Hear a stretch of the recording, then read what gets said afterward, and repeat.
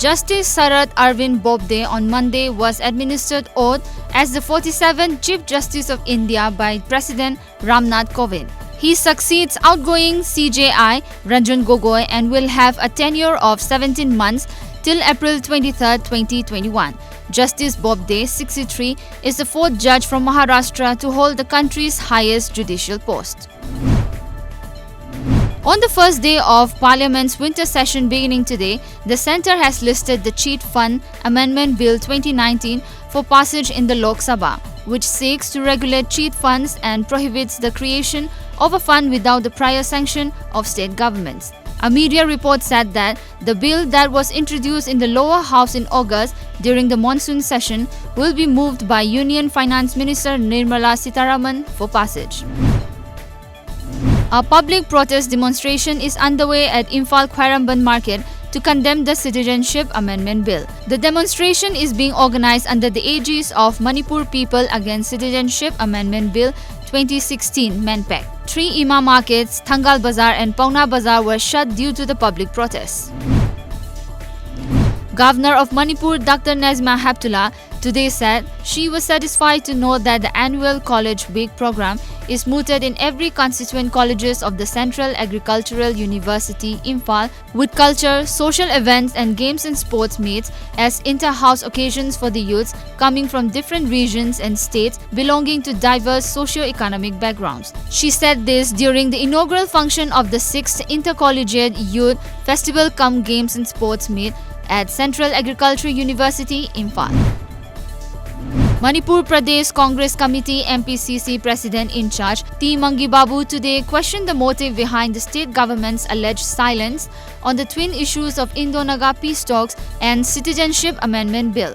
Taking part in the ongoing relay hunger strike at the main gate of Congress Bhavan BT Road, Imphal, T. Mangibabu also announced that the relay strike, which began from November 16, will conclude today instead of November 20.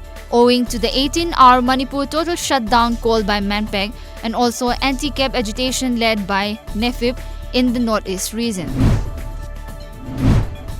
Electro-Percussionist Association Manipur today celebrated its first Foundation Day at YAL Community Hall, Pisumningom Lairak Machin, Imphal West. Speaking at the event as chief guest, AMIC President Jitendra Shagolsam mentioned that percussionist provides good taste to the music and for the listeners, which also benefits both the artist and audience.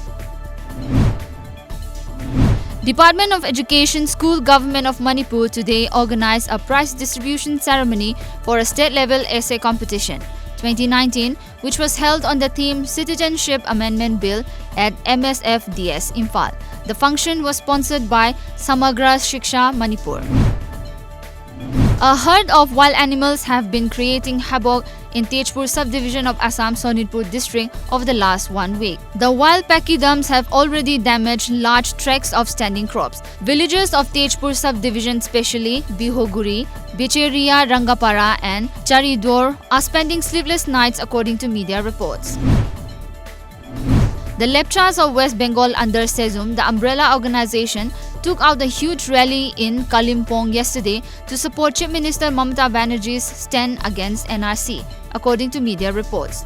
The organization has also decided to call for an all-community board solidarity march with CM's stand on NRC on December 1st next. Along with this, SEZUM will also start a mass signature campaign against NRC across the hill districts of Darjeeling and Kalimpong. England completed the formalities of their successful Euro 2020 qualifying campaign with a victory in Kosovo that was not as comfortable as the scoreline suggests, and which confirmed Gareth Southgate's side remained a mixed bag. As Thursday's 7-0 win over Montenegro secured their place in next summer's tournament, this victory achieved the next objective, to ensure England will be a top seed when the draw takes place, as per a report.